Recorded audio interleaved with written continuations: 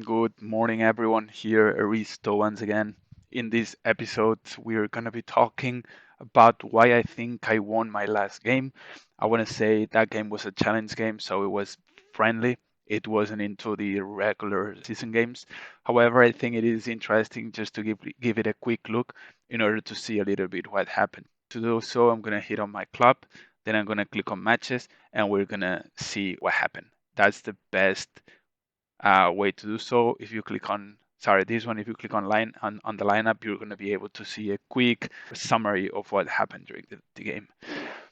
This is Lolazo, and this one is the other team, Lang Baller. The total score was 5-4. It was very tight, a lot of goals.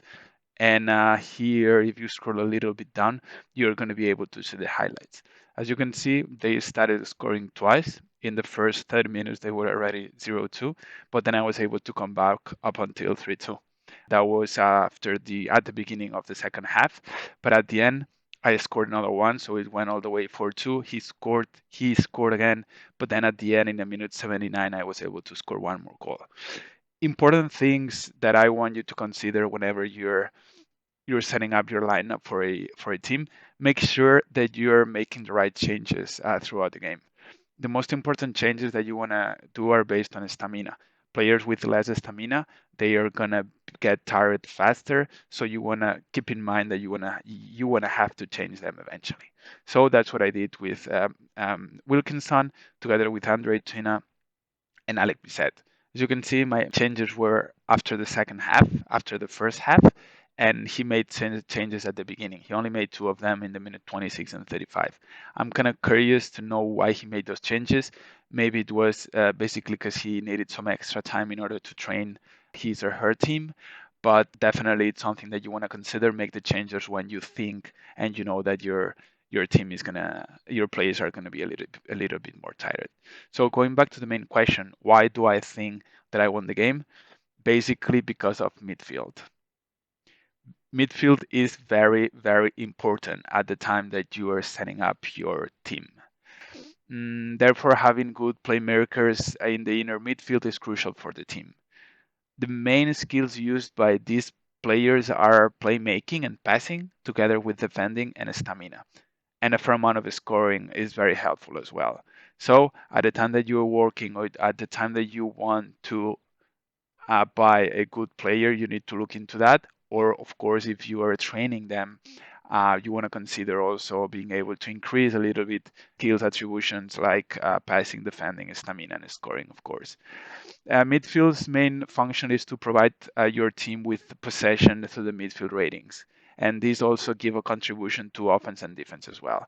Transition from side to side of the pitch is very, very important. Therefore, you want to have a good midfield in order to have a good transition and be able to help both your defense and your forwards as well.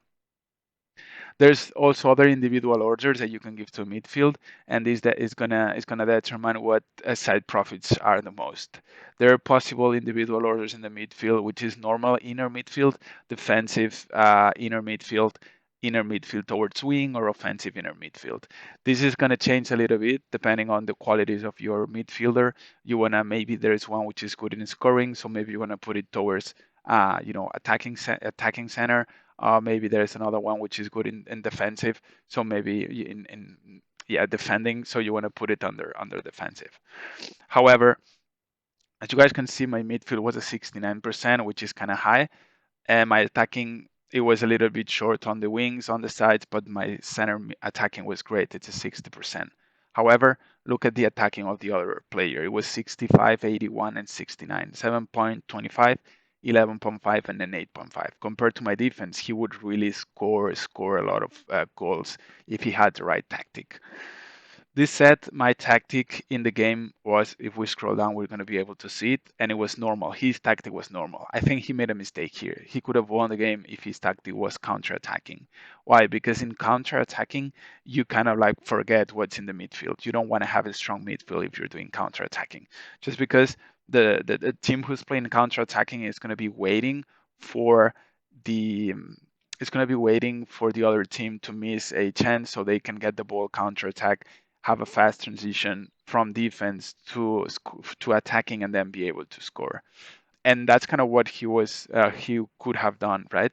His defense is pretty much all right, and then his attack is strong. So only by changing the tactic and put it counter-attacking, I think that we would have scored less goals. That's one thing, but probably he would have won.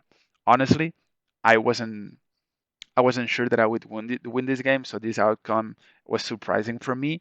However, this is a good indicator that playing midfield is really, really helpful. Just because checking the percentages, it makes a lot of sense for me to lose this game. However, him playing normal and I playing normal, I get a lot of possession, and this gonna transfer with more opportunities to score for me. So I just wanted to share that with you real quick. I hope you guys learned something here. Please let me know if there is any other topics that you would like to discuss. And that's about it. Have fun. Thank you guys for watching, and talk to you soon.